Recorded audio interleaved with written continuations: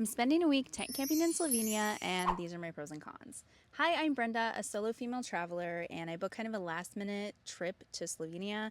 So hotels were really expensive, and I decided to do what I do in the US, which is tent camp. This is part two, my cons. If you haven't seen my pro list, go and watch that over on my page. But now I'm going to talk about the downsides of tent camping in Slovenia so far. So, the first con was definitely having to pack all of the things that I needed for camping and taking it across the world with me. When I tent camp at home, it's really easy because I can just pack everything in my car and drive to where I'm going. But to take it to Slovenia with me, I had to take it on an airplane. So, I did end up having two full checked bags. I had a big roller bag and a duffel bag full of equipment because I had to bring my tent and bedding and air mattress and all of that stuff on top of all the stuff that I would just normally need, my clothes, shoes, toiletries, all of that. And all that luggage required me to have a rental car, so that could also be a con. I was already going to have a rental car for this trip because I'm driving around Slovenia, checking everything out.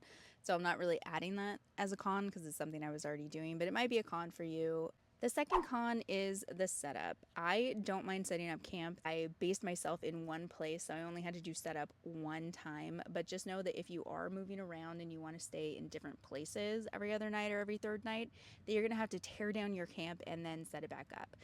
My third con is a con of all camping, not just camping on this trip, but that is having to go pee at night or first thing in the morning when you have to walk to the bathroom and you're not dressed and you have to walk in front of everybody.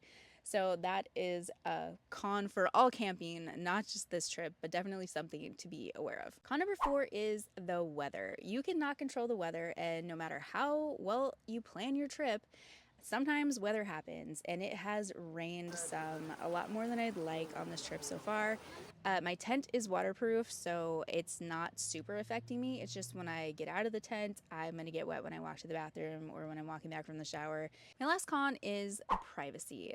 In Europe, they kind of just throw all the tents out on a lawn together. You're pretty much on top of each other and you don't have a lot of privacy. I have heard my neighbors snoring at night, but honestly, it's been a lot quieter than I thought it was going to be. It seems like people here are a little bit more respectful. After 10 o'clock, it's pretty dead. There's not a lot of noise. Overall, though, I think that the pros of this trip so far have definitely outweighed the cons, and tent camping is something I'm really happy with, and I definitely will be doing again in Europe. I'm going to be making more videos on like the safety, what I'm doing to stay safe and how I'm like securing my tent at night, and also everything that I packed to come here along with other just information about Slovenia. So make sure that you hit that like button and don't forget to follow for more Slovenia and European camping content. Bye!